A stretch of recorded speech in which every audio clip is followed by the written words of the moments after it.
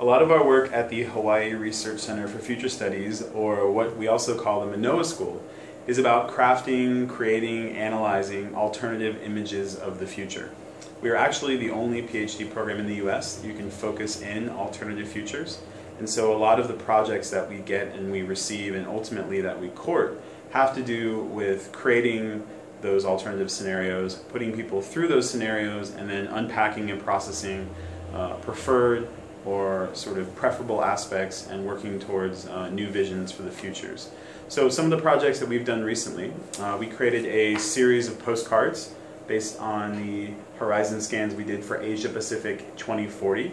So we have a range of effects for these. We looked at all sorts of issues like climate change, migration, resource scarcity, and ultimately this set was used with participants that came to Maui for a 4-day workshop.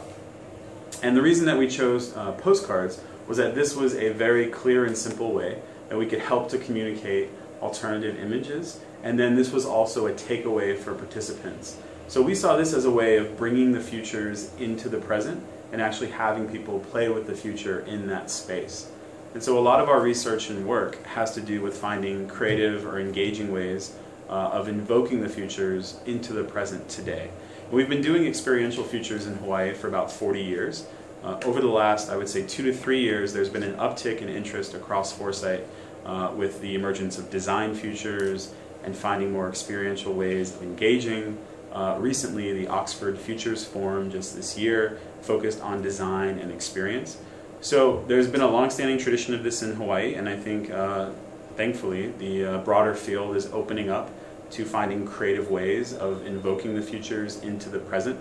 And for us, this has direct and immediate impacts. So in 2011, we did a project with the Hawaii State Office of Planning focusing on climate change.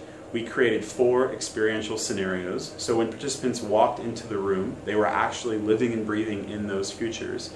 They all experienced at least 2 alternative images of the future.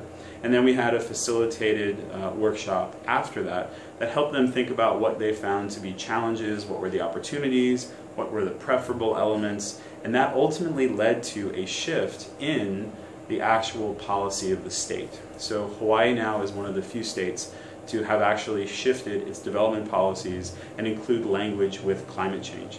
And so we see that as a benefit and actually showing how foresight can be used and have a direct and immediate impact on policy. And so a lot of our work, again, has to do with bringing the futures into the present and ultimately trying to help create better, more robust policies to navigate uncertainty.